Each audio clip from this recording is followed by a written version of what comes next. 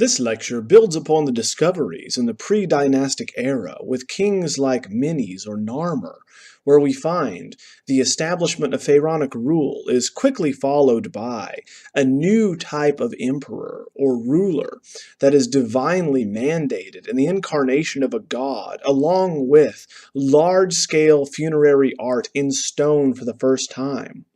We find that in the Old Kingdom, this will be followed by an obsession to perfect the pyramid shape.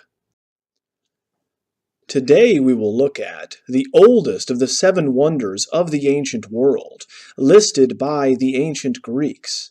Now, what is amazing about the pyramids at Giza is that these 3 massive pyramids, the most famous in history, were all built in a quick succession within 75 years of one another. Now, we should remember that the list of the oldest 7 wonders of the ancient world was compiled by the ancient Greeks, and so the majority of them are ancient Greek monuments, such as the Colossus at Rhodes, the great statue of Zeus, the mausoleum at Halicarnassus, but also some other Near Eastern examples, such as the Hanging Gardens of Babylon that we've already discussed, and finally the Pyramids of Giza. The Pyramids of Giza, built in the 4th dynasty of the Old Kingdom, will be constructed by way of 3 successive rulers, father and son, from Khufu to Khafre to Menkaure. Khufu's is by far the grandest and largest of the 3 pyramids, followed successively by the smaller and smaller of his offspring, Khafre and Menkaure, finally his grandson. Moving from Khufu's pyramid at 480 feet high and 756 feet across, we find that the pyramids become successively smaller and smaller until we get to roughly half the size, with Menkaure's finally at 218 feet high and 356 feet across, thus illustrating that resources began running out in this 4th dynasty. Now, if we look at Imhotep's stepped pyramid built for King Djoser at Saqqara, we see the impetus for and desire to perfect a true pyramid shape. But the question, of course, should be, why were they so obsessed with this shape? And the answer is the creation myth and the rise of a new cult at Heliopolis, namely the cult of Amun-Ra, whose emblem is the bin-bin, the shape of a true pyramid that rose from the primordial waters and the darkness at the beginning of time, on top of which Amun-Ra, the sun god, the creator god, is going to rise.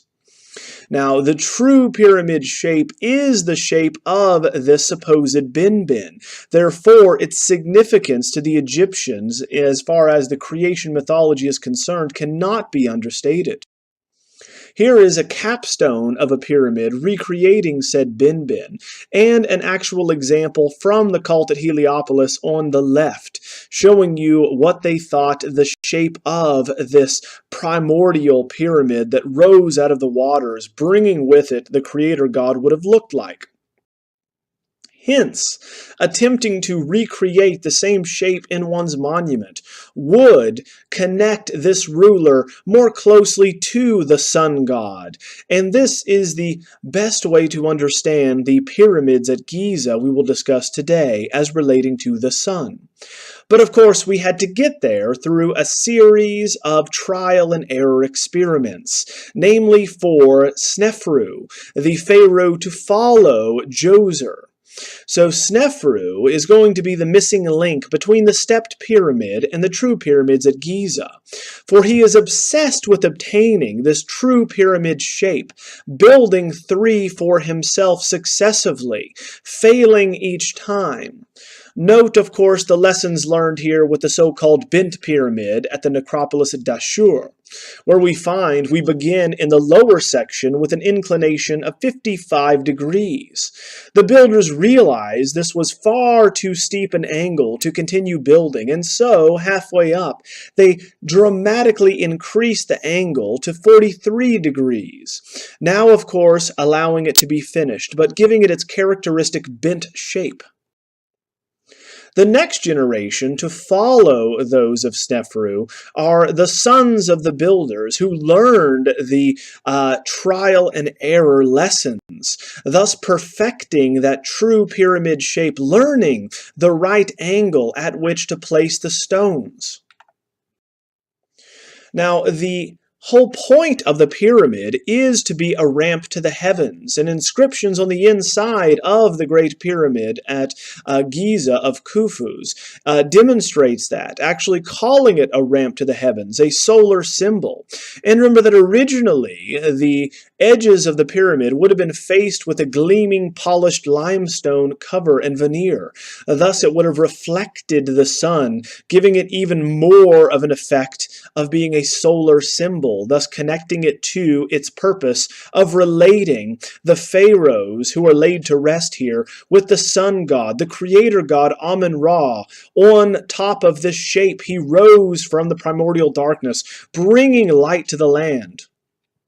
So we find that the very shape of the pyramid is connected in the Egyptian imagination to the sun itself. Thus the promise of new life, of creation, of what brings, of course, the ability for plants to grow, for us to exist outside of darkness and chaos. Now, the shape as well, we should remember, goes back in the human imagination itself to the dawn of civilization, where the Sumerians would also build these ramped structures, these ziggurats, and also called them ramps or stairways to heaven. And so the function is going to be the same, getting us closer to the heavens, closer to the divine in each example here. Now, the top of Khafre's pyramid is the only one, however, to actually retain the limestone veneer, showing us how smooth it would have appeared and polished. The rest were stripped away over the preceding millennia as these builders nearby quarried it for materials. Yet after this immense amount of time has passed, it is amazing how much of the original structure still remain, because we have calculated, thanks to Napoleon scholars and later Egyptologists, that there are 2.3 million blocks of stone inside of the pyramid at Khufu, at 2.5 tons each. Napoleon scholars calculated that that would be enough to build a wall 10 foot high and 1 foot wide all the way around France.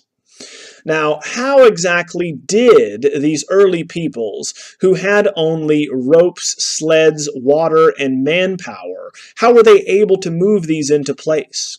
And the dominant theories put forth by Egyptologists are going to be that they built earthen ramps to drag them into place and then remove the dirt once they were finished.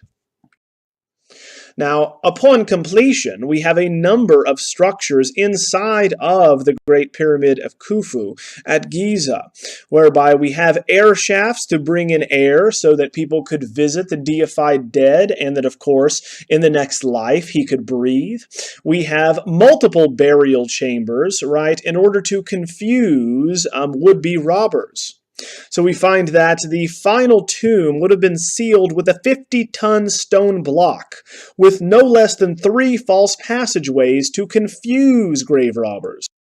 Here we're going to have a cutaway of the Grand Gallery and the sections at Khufu's pyramid, showing you how you would crawl up the pyramid to then walk down, and then you would angle back up this ramp to get to one of these burial chambers to worship them. Here we find a photograph of the Grand Gallery, which stair-steps its way in, giving us a triangular section to walk within on the inside, not unlike the corbelled vaulted passage graves we discussed in Ireland, the Cairn tombs. Here the corbelled arch literally has dressed stone pressing against each other, stair-stepping inwards. Thus it stands up by way of gravity pressing against the next stone. There is no mortar, there is no cement. These are merely going to be tons of stones, these megaliths each, pressing against one another, very closely interlocking in an amazing fashion. Now, the pyramid at Khufu is obviously going to be the model, and the builders are going to be reused on his son and then his grandson's monuments as their children also learn to perfect these arts. Khafre's is going to be the pyramid which comes next. And you'll notice that they all are going to be on the west bank of the Nile River, thus showing that we have crossed over to the land of the dead in this necropolis. All of these gleaming monuments would have caught the light in the sun, would have been visible as well from the city across the river in Giza, thus reinforcing this notion of resurrection, of the sun coming up.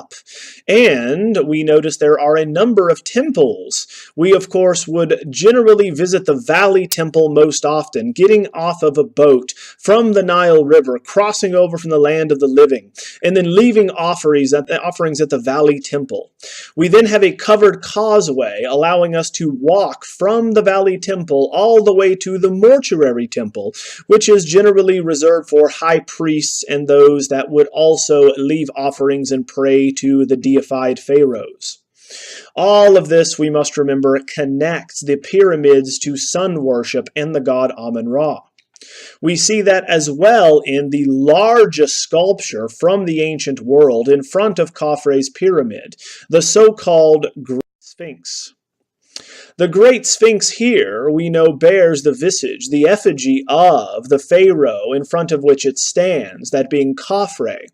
Now, a sphinx is going to be carved here of solid bedrock down into the ground, and so it remains the largest single carving that we have from antiquity at 65 feet high. Now, the image that we have here on the face of the Sphinx is going to bear a Nemi's headdress and the standard attire of a pharaoh. Now, the Nemi's headdress is actually a linen head wrap meant to make the pharaoh look like a cobra, hence the association of the cobra goddess that we discussed last time. Now, this cobra goddess will eventually, in the New Kingdom, seen here on the left, be added to the pharaoh's headdress as an actual cobra. Now, sphinxes, which means that we have the body of a lion, the king of the jungle, and the example that kings would associate themselves with as being great warriors and hunters, going back to the dawn of civilization, would often be accompanied by a human's head in ancient Egypt. These were benevolent creatures on the side of justice and good for the ancient Egyptians, opposite the understanding of the ancient Greeks. Now you find that sphinxes, we know, are closely associated with Amun-Ra, the sun god, the creator god whose shape we see in the very pyramids behind them. Only Amun-Ra's sphinxes would often have a lion's body and a ram's head. Regardless, this shows the close association that the pharaohs wished to cultivate between themselves and the sun god, the creator god. Now, in front of the pyramid, the association is very difficult to overlook, as would be the temple in front of the Great Sphinx, the Valley Temple that people would come to worship the deified Khafre at. And we have a best surviving example in his, not in Khufu's or Menkaure. For the best surviving temple includes a serdab, the central room where we would have had an effigy of the deceased pharaoh to worship. The sides of the temple remain in the traditional post and lintel system, whereby the dressed stone will have vertical posts holding up horizontal lintels, showing you here how we can make an entire interior structure out of this rather early primitive beginnings of architecture. Now we find that the temple would have had enough room for priests and other visitors to the deified pharaoh to come and visit, to look upon his visage as they offered meat and beer and praying to him. That's why this statue for his Ka would have been located in the Serdab as in all the valley temples, to ensure if the pharaoh's mummy would have been destroyed for whatever reason, that the Ka, the spirit, would have had a place to live on in the likeness of the pharaoh, as permanent and as long-lasting as the pyramids themselves. That example here is going to be found in the seated statue of Khafre, establishing the seated type for male portraits in ancient Egypt, where in a statue of diorite, which is 5 feet 5 inches tall, over life size, we have a rather rigid, permanent, and immobile image of the pharaoh carved of this bluish, hard stone with a bird behind his head. He is seated on a lion throne, thus again associating him with lions, sphinxes, and Amun-Ra. The sides of the lion throne are going to include intertwined lotus and papyrus plants, thus again communicating the unified rule, much like the Palette of Narmer with the two intertwined felines. And these two types of plants only grow in the different regions of Egypt, therefore further emphasizing this unification.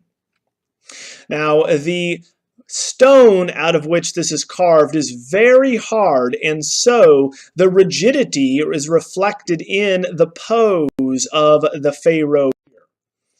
Now, Nis is going to be made of diorite, a very hard stone imported from Nubia. It is going to be a stone that very significantly glows blue when illuminated. Thus, of course, we have the celestial color of Horus reinforcing the spiritual nature of this stone. And even though it is very difficult to carve, and you must leave figures in closed forms and positions, not in open striding forms, that they still are appreciated as such because they reflect the permanence of the pharaoh, that he is the incarnation of a god who does not change, does not age, and so therefore is going to be as permanent as time itself, and as immobile as time itself, as we see here with the rigidity and the right angle with which he is seated. Now, behind him, showing that the pharaoh is as rigid and as permanent as stone, we have the god himself, Horus, the falcon, behind the head of the pharaoh, showing that he is in fact the incarnation of this god, that he is going to be driven by this god and is merely a fleshly being at this point who will transition at his death to the next phase of his life.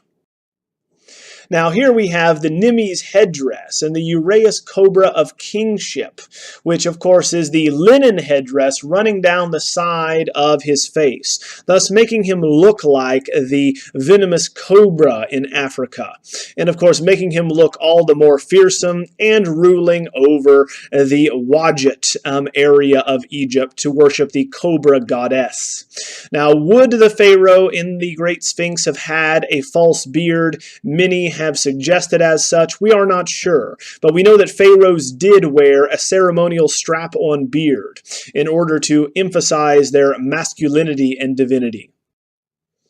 Now here we have a good example of idealism, in which we are removing all of the flaws from the figure. We are going to be taking roughly what the pharaoh may have looked like, but we do not see any blemishes, imperfections, lines, wrinkles. Everything has been removed from this pharaoh who would have been mature by the time this sculpture was made. In addition, we find a perfect physique with, of course, very muscular appendages. And once again, we have a V shape to the torso, all perfectly aligned to show the perfect understanding of a god in human form for the Egyptians. Now, the Egyptians, like many cultures, defined beauty by way of symmetry. The Greeks will be the next civilization to pick up this idea. Here we have bilateral symmetry, where each side is nearly identical to the other. Hence, the beauty of the figure and the perfection of it is going to be tied to this notion that, like a butterfly or an insect, it is the same on either side. There are various forms of symmetry, bilateral symmetry still being one today that we use to indicate perfection and/or beauty in models. So if we overlay the other side, you can now see how similar both of them are and how we would have had almost an identical figure have we overlaid them. Now, turning to the last pharaoh here, we have Menkaure. And in his valley temple, we have another variety of sculpture that establishes a tradition. And whereas Khafre's is going to be the model for all seated types moving forward, so too will Menkaure's be for standing types. Here, in Menkaure and Queen Kemenetepti II, we have the pharaoh and his primary wife, the queen, shown in a couple's portrait and a standing type. In it, we find that the masculine figure, the pharaoh, being the incarnation of a god, is going to be shown much more rigidly than his wife because he is higher on the social ladder.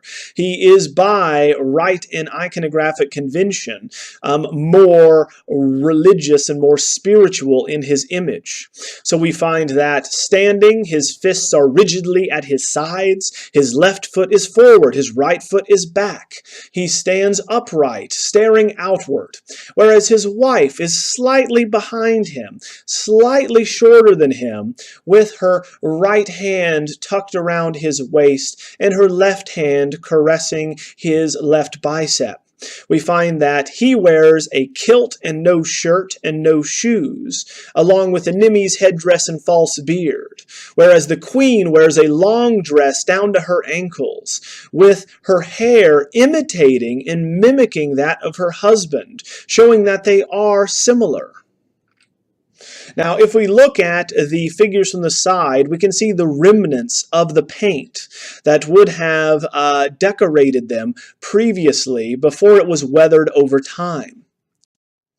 Now, looking at the son of Khafre, we see the family resemblance in this idealized version of these men, but we still see that interest in bilateral symmetry and idealism, where the same almond-shaped eyes, the same height of the ears, the button nose, the pursed lips, the musculature and proportions of the body are going to be without blemish, without imperfection. Now, the traces of paint illustrate that the figures were painted at one time, yet still made to look as rigid and permanent as their roles dictated, since we are looking at the incarnation of a god. Now, turning to how other Egyptians were shown in their tombs, we must look at the mastaba tombs at Saqqara. For most family members outside of the royal family, such as scribes, noblemen, anyone with an education and status in ancient Egypt, would have all been buried in modest mastaba or bench-shaped tombs, with a serdab and their image, their effigy carved in a statue within in case their body was destroyed and their ka needed a place to rest. Now, with the pharaoh and the government officials and soldiers, we find the primary unit to enforce this civilization. But none of them generally were literate. The job of reading and writing and communicating, say, the dictates of a vizier or pharaoh, or the demands or marching orders from the military, had to be written down by scribes. And so scribes were a very valuable part of Egyptian civilization and a very valuable task to be carried out. Here we have a seated scribe at Saqqara, which has survived as an excellent example of a naturalistic polychrome statue. So here we have the statue that has retained in encaustic paint the naturalistic coloration on it, with the skin tone, the hair, the paint around the eyes, the whites of the eyes and pupils, all recorded through paint. Now, because this is not a pharaoh, we are able to show more naturalistic aspects to the figure, because he is not a god. But he certainly is not poor, thus he can afford money for a statue of himself. So the lower the social class and status, the more naturalistically we can show someone. Now, the materials these are made of certainly are going to be indicative of this being someone outside of the pharaonic family. For the pharaohs would pay quite a fortune to have their diorite statues and or stone quarried in Nubia and then shipped to these areas in the north. Here we're going to have in wood and or plaster or terracotta painted a much more cheap version or material. Now, comparing these two men, one should be easily able to pick out which one is more naturalistic or showing what an actual person would have looked like. For we see the effects of aging in the seated scribe. We can see that he is middle-aged, the sunken brow and cheeks, the sagging breasts and abdomen, all of which are going to indicate that he was wealthy and did not have to work and do manual labor. Yet in the afterlife, just as everyone else, he is going to continue his job, that is, patiently waiting to dictate, to write down what the pharaoh had to say, what his orders were. And this is his job in the afterlife as well. Now, just like other examples at Saqqara, we just show you Ka'apar here, who is a standing type carved of wood. Again, because this is a person outside of the pharaonic family, he is going to be shown naturalistically, with a large abdomen, with large jowls. He is shown as rather large and almost, shall we say, chubby. Now, if you look at the pose he is in, however, we will note that Ka'apar is going to be in the same pose as that of Menkaure, the standing type. So pharaohs would establish a type in which other people would imitate them, would have themselves shown like them. But because they're not pharaohs, they can relax these conventions, just like Khamenei here. And so Ka'apar does have a strict, rigid left foot forward, right foot back pose, right hand rigidly to the side in a fist. But now we add the pretense for his walking and his posture, in that his left hand is elevated with a walking stick as though he is walking about, as he would in the afterlife. Now, turning to the decoration inside of these mastaba tombs at Saqqara, we give you a standard scene, most relating to hunting and warfare. Here we have the tomb of a 5th dynasty official, showing one of the two famous examples in Egyptian tombs, in this case hunting. Now, in all tombs, you would generally have workmen coming in, adding layers of limestone to the side that would then be carved and painted to show what happens in the afterlife. And what one does in the afterlife is meant to reflect what one does in this life. So, T would have been involved in ritualistic hunts annually, especially hippopotamus hunts. And so we see him continuing that in the afterlife. Here we find that T is going to be twice the size of his servants on another boat entirely. He is immobile and still and unnaturalistic. So note even here, the further down the social ladder we go, the more relaxed figures become, until we see these nude servants of T here off to the right on the boat, much more actively and naturalistically engaged in a hunt, stabbing these hippopotami. Now we must remember that hippopotami are going to be the incarnation of Seth, for it was Seth that killed Osiris. It was a hippopotamus that killed the first king of Egypt, and so ritualistically killing them is expected annually. Now here we have the conventional canon, and the answer to the question, how did the Egyptians consistently show the same proportions for 3,000 years? Here is the answer to that. We find that they would, as part of the process of engraving and carving and painting these images, draw a grid on the wall and then count out the number of grid squares high and wide different body parts were, such as the head, for instance, being 4 grids high, and or a foot being 4 across. This is how we can consistently show figures with the arms, head, and legs in profile, with the eyes and chest in a frontal view. Now finally, here we have another scene relating to hunting, that being agriculture, that's very common in Egypt.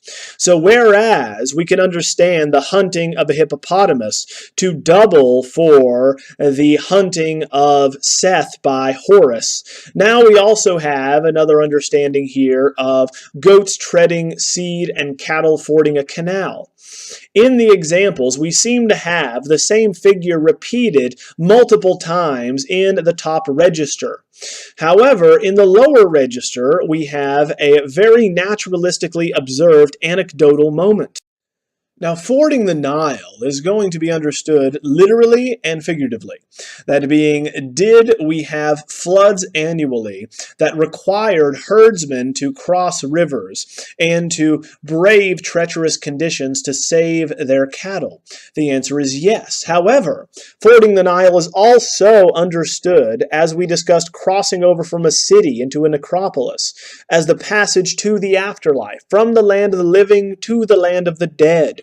In paintings on these tombs going back to the prehistoric era we looked at Hierakonpolis, this is the case. Now, even though the Egyptians are understood to be fairly hieratic and keep to tradition and show the same scenes over and over, they are still able, as seen here to the right, to record anecdotal details in the present. And they do have the ability to observe nature. And they purposefully, we must understand, choose not to reproduce this most of the time because of the nature of their art, which is funerary, permanent, and spiritual.